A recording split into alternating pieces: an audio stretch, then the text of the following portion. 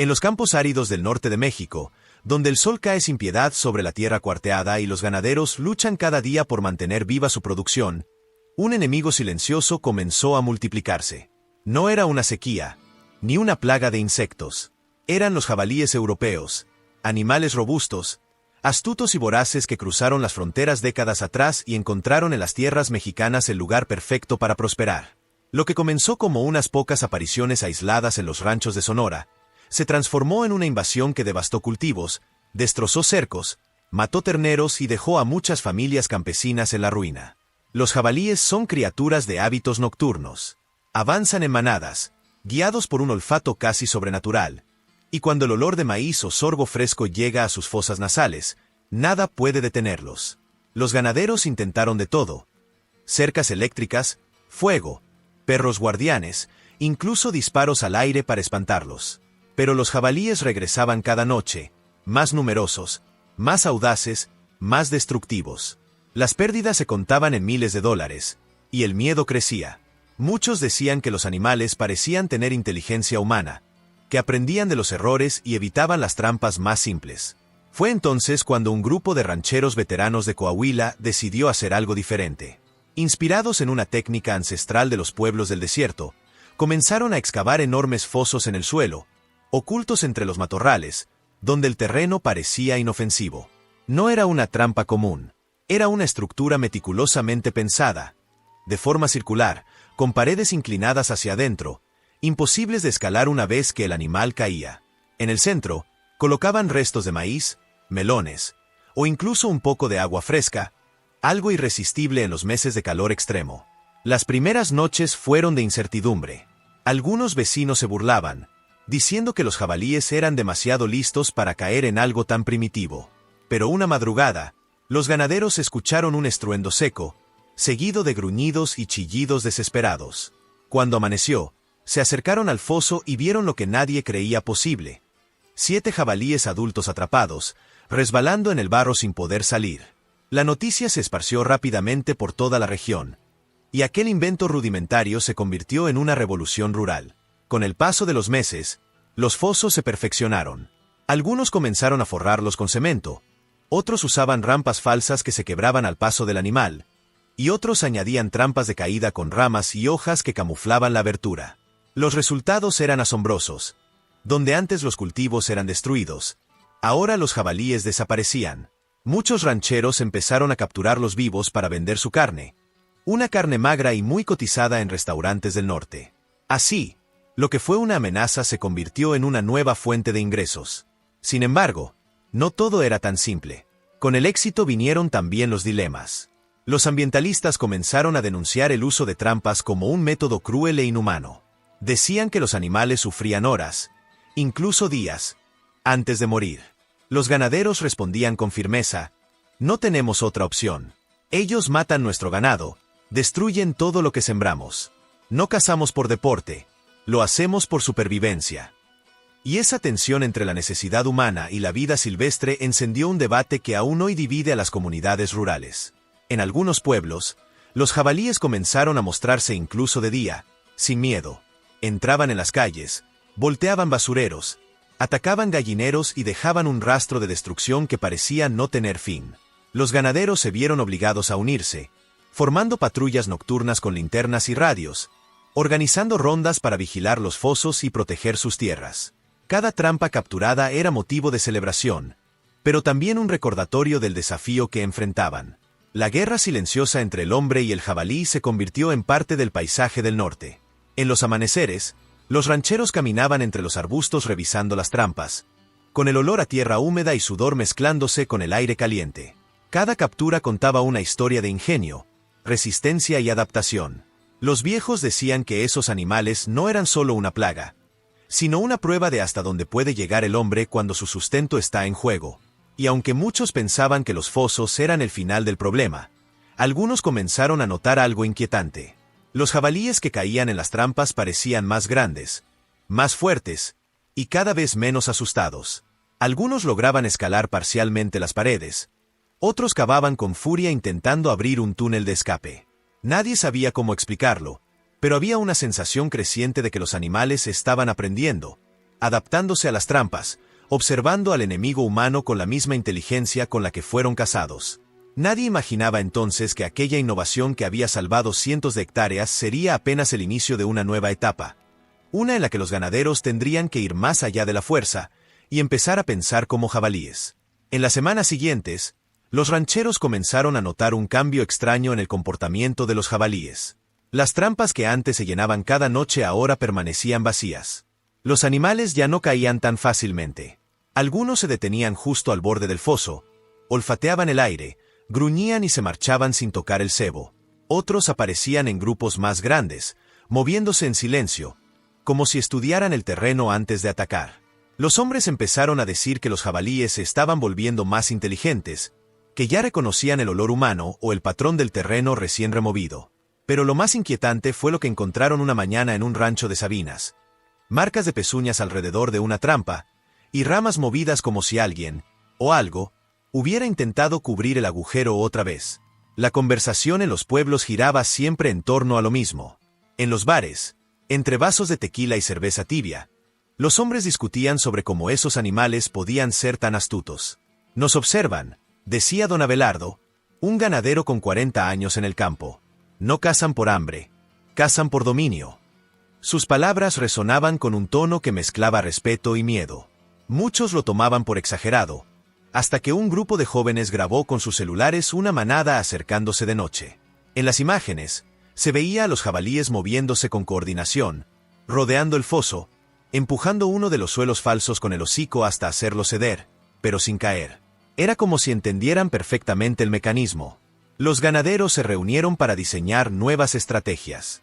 Algunos empezaron a mezclar el olor de la tierra con estiércol viejo, para borrar su rastro humano. Otros cubrían los bordes del foso con piedras o pasto seco, tratando de confundir el olfato de los animales. Pero nada parecía funcionar por mucho tiempo. En cuestión de días, los jabalíes aprendían a esquivar incluso las trampas más elaboradas. Había algo inquietante en esa adaptación. Parecía que los más viejos enseñaban a los más jóvenes. Los rancheros comenzaron a hablar del jefe, un jabalí gigante que lideraba las manadas. Algunos juraban haberlo visto al amanecer, negro como la noche, con una cicatriz cruzándole el hocico. El relato del jefe se extendió de rancho en rancho, y aunque muchos lo tomaban como leyenda, todos sabían que algo real estaba ocurriendo. Las pérdidas volvieron a aumentar. Los cultivos de sorgo y maíz aparecían arrasados al amanecer. Los bebederos de los animales quedaban vacíos y llenos de huellas. En un rancho de Piedras Negras, una vaca preñada fue atacada durante la noche. Los rastros indicaban que más de 10 jabalíes habían participado. Para los ganaderos, ya no se trataba de defender sus tierras. Era una guerra abierta. Las noches se llenaron de tensión. Los hombres patrullaban con linternas, escopetas y radios portátiles. El sonido de los grillos se mezclaba con el eco de los pasos entre la maleza. Cualquier ruido hacía temblar el corazón. En más de una ocasión, los jabalíes emboscaron a los hombres, saliendo de entre los arbustos con una furia que parecía calculada. Algunos rancheros resultaron heridos por colmillos o caídas durante las persecuciones. Pero ninguno se rindió. Ellos nos quitaron el miedo, decía un joven ganadero. Ahora el miedo es de ellos. Fue en esa época cuando un grupo de ganaderos decidió instalar cámaras de visión nocturna cerca de los fosos, para entender mejor el comportamiento de los animales. Lo que captaron dejó a todos sin palabras. En los videos se veía cómo los jabalíes se acercaban con cautela, enviando primero a los más pequeños para explorar. Si uno caía, los demás retrocedían y no volvían a esa zona por semanas. Si no caía, entonces avanzaban todos juntos, empujando la tierra con los hocicos y arrancando el cebo sin riesgo. Era una estrategia de ensayo y error, pero con inteligencia colectiva. La batalla se había transformado. Ya no era el hombre contra la bestia, sino mente contra mente. Algunos ganaderos comenzaron a estudiar el comportamiento animal, aprendiendo sobre rutas migratorias, jerarquías de manada y zonas de descanso. Adaptaron sus trampas para parecer depresiones naturales del terreno, con entradas suaves y salidas falsas. Otros usaron tecnología, instalando sensores de movimiento conectados a luces automáticas que encendían de repente, asustando a las manadas antes de que alcanzaran los cultivos. Y mientras la tensión aumentaba, surgió una pregunta que pocos se atrevían a decir en voz alta. ¿Hasta qué punto era correcto seguir cazando a un animal que parecía pensar, recordar, adaptarse? Algunos decían que los jabalíes estaban desarrollando una especie de conciencia de guerra. Otros respondían que el campo no entiende de ética, solo de supervivencia. Lo cierto es que cada amanecer traía una nueva huella, una nueva señal de que el equilibrio entre el hombre y la naturaleza estaba cambiando para siempre en esos desiertos del norte mexicano, donde la astucia ya no era solo humana. Con el paso de los meses, los rancheros comprendieron que la batalla no se ganaría con fuerza, sino con paciencia y observación. Lo que antes era una guerra de trampas y disparos, ahora se había convertido en un juego de inteligencia entre dos especies que compartían el mismo territorio. Cada trampa fallida era una lección, cada ataque una respuesta calculada. En las madrugadas, los hombres se reunían alrededor del fuego, compartiendo café fuerte y relatos de los nuevos movimientos de las manadas. Hablaban con respeto, casi con admiración, de la astucia de los jabalíes. Pero detrás de cada palabra había también un cansancio que se notaba en los ojos. La lucha parecía no tener fin. Fue en medio de ese agotamiento cuando un ganadero llamado Julián propuso una idea distinta. Él había notado que los jabalíes siempre seguían rutas específicas hacia el agua, y que evitaban los lugares donde sentían olor humano. Decidió entonces construir una trampa que imitara un bebedero natural, excavando un pozo ancho y poco profundo en una zona donde los animales solían pasar. En lugar de cebos visibles, usó agua limpia y algunas ramas de mezquite para cubrir los bordes. Esa noche, instaló una cámara y esperó a distancia. Lo que grabó cambió para siempre la estrategia de toda la región. En las imágenes se veía a una manada acercándose sin miedo. Bebieron con calma, sin sospechar nada. Pero cuando los primeros intentaron retroceder, el terreno húmedo cedió bajo su peso y 3 de ellos quedaron atrapados en el centro. El resto huyó entre gruñidos y chillidos, dejando atrás a sus compañeros. Por primera vez en semanas, una trampa había funcionado. Julián no usó paredes empinadas ni cebos de maíz, solo el engaño del entorno. Los rancheros comprendieron que los jabalíes podían aprender de las trampas, pero no podían escapar de la naturaleza misma. Pronto, la técnica se replicó por todo el norte. A los nuevos fosos los llamaron trampas ciegas, porque se camuflaban perfectamente en el paisaje. No necesitaban metal ni cemento, solo paciencia y conocimiento del terreno. Con ellas, los ganaderos comenzaron a recuperar parte del control perdido. Cada captura era aprovechada al máximo. La carne se vendía en los mercados locales, la grasa se usaba para fabricar jabón, y hasta los colmillos se transformaban en adornos. Lo que antes era destrucción, ahora se convertía en sustento. Sin embargo, mientras las trampas volvían a llenarse, los jabalíes también cambiaban. Las manadas comenzaron a desplazarse más al sur, buscando nuevas zonas fértiles, acercándose peligrosamente a pueblos y haciendas que nunca antes habían visto un jabalí. Los habitantes de esas regiones, al principio incrédulos, pronto experimentaron el mismo terror que los rancheros del norte. Jardines destruidos, gallinas devoradas, perros atacados en plena noche. La invasión se expandía como una sombra que no conocía fronteras. En una de esas noches, un niño de 12 años grabó desde la ventana de su casa cómo una manada cruzaba el patio trasero. No eran los animales del campo salvaje, sino figuras oscuras y pesadas que caminaban lentamente entre los autos y los arbustos, como si el pueblo les perteneciera. El video se volvió viral en las redes locales, y de repente todo México hablaba de los jabalíes inteligentes. Algunos decían que eran una especie nueva, una mezcla entre los jabalíes europeos y los domésticos que escapaban de los ranchos. Otros aseguraban que el problema había comenzado cuando el hombre rompió el equilibrio del ecosistema cazando depredadores naturales. Las autoridades locales intentaron intervenir, pero los recursos eran escasos y los territorios vastos. En lugar de prohibir las trampas, comenzaron a regularlas. Se establecieron reglas sobre la profundidad, el tipo de cebo y los métodos de sacrificio. Algunos ganaderos incluso recibieron permisos especiales para capturar y vender carne de jabalí de manera legal. Pero, mientras tanto, en los campos, el enfrentamiento continuaba con la misma intensidad. Los viejos rancheros decían que nunca habían visto algo igual. Algunos aseguraban que los jabalíes eran capaces de comunicarse a grandes distancias mediante sonidos casi imperceptibles. Otros juraban haber visto manadas que parecían moverse bajo órdenes, como si tuvieran un líder que coordinaba los ataques. Y aunque muchos se burlaban de esas historias, nadie podía negar que los animales estaban actuando con una precisión que desafiaba la lógica. Una noche, durante una patrulla, Julián y su hijo menor escucharon un ruido diferente. No era el crujido del pasto ni el gruñido típico de los jabalíes. Era un sonido profundo, rítmico, como una respiración pesada que provenía del monte. Apagaron las linternas y esperaron. Entre la oscuridad, una silueta enorme emergió lentamente. Tenía colmillos largos, un cuerpo cubierto de cicatrices y unos ojos que reflejaban la luz de la luna con un brillo casi humano. Julián sintió un escalofrío recorrerle la espalda. No cabía duda. Estaba frente al jefe, el animal del que todos hablaban. El jabalí no atacó. Simplemente los observó durante unos segundos que parecieron eternos y luego se internó en la oscuridad. Esa mirada bastó para que Julián comprendiera algo que cambiaría su visión para siempre. Los jabalíes no estaban huyendo, estaban esperando. La guerra no había terminado, apenas estaba comenzando, y la inteligencia humana ya no era la única que dictaba las reglas del juego.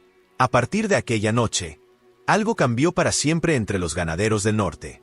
Ya no se trataba solo de defender la tierra o de mantener a raya a los jabalíes. Era una cuestión de respeto. Julián y su hijo contaron lo que habían visto, pero no todos les creyeron. Algunos se rieron, otros los miraron con temor, y unos pocos entendieron que aquel encuentro no era una historia más del campo, sino una advertencia. En el fondo, sabían que habían tocado un límite invisible. Los animales estaban aprendiendo, adaptándose, observando cada movimiento humano como si esperaran el momento exacto para contraatacar. Durante los meses siguientes, los ataques disminuyeron misteriosamente. Las trampas seguían vacías, los campos permanecían intactos y los rancheros respiraban un alivio que parecía un regalo. Pero nadie bajó la guardia. Los hombres revisaban las cercas cada amanecer, las mujeres recogían a los niños temprano del campo y los perros dormían con el oído alerta. Era una calma extraña, como el silencio antes de una tormenta. Y en ese silencio, los ganaderos comprendieron que habían ganado una batalla, pero no la guerra. Julián, cansado pero satisfecho, decidió dejar una trampa abierta, sin cubrir, en señal de tregua. No quería seguir cazando por orgullo, sino por necesidad. Miró el horizonte rojo del atardecer y recordó los días de desesperación, cuando los jabalíes arrasaban todo a su paso. Ahora, la tierra estaba viva otra vez, pero también lo estaba el respeto mutuo entre el hombre y la bestia. En el fondo, ambos solo querían sobrevivir. En las comunidades vecinas, muchos empezaron a aplicar métodos más sostenibles. Cercos naturales con cactus, repelentes orgánicos, e incluso zonas de alimentación para desviar a las manadas hacia territorios sin cultivos. Lo que comenzó como una lucha salvaje terminó convirtiéndose en un aprendizaje colectivo. La gente volvió a entender que la naturaleza no se conquista, se equilibra. Y en ese equilibrio, el ingenio humano se mezcló con la sabiduría del desierto. Una madrugada, cuando el cielo apenas comenzaba a aclararse, Julián escuchó nuevamente aquel sonido profundo entre los matorrales. No era una amenaza, sino un eco lejano, casi un saludo. Sonrió sin miedo. Sabía que el jefe seguía allí, cuidando de su manada, observando desde la distancia. Y comprendió que, tal vez, ambos habían aprendido la misma lección, que el respeto vale más que la victoria. Hoy, los ganaderos del norte de México siguen usando trampas, pero también comparten conocimiento, enseñan a los jóvenes y buscan maneras nuevas de convivir con los animales del desierto. Lo que un día fue guerra, ahora es parte de la historia viva de esas tierras. Una historia de astucia, resistencia y adaptación. Porque aquí, donde el sol quema la piel y el viento arrastra el polvo del desierto, el hombre no lucha solo contra la naturaleza, sino junto a ella. A todos los que acompañan este canal y hacen posible que contemos historias reales del campo mexicano, muchas gracias. Cada suscripción, cada comentario y cada me gusta nos ayudan a seguir viajando, documentando y compartiendo cómo el ingenio y la tradición se mantienen vivos en nuestra gente. Si aún no estás suscrito, únete a esta comunidad. Juntos seguiremos descubriendo las historias más sorprendentes y humanas del corazón rural de México.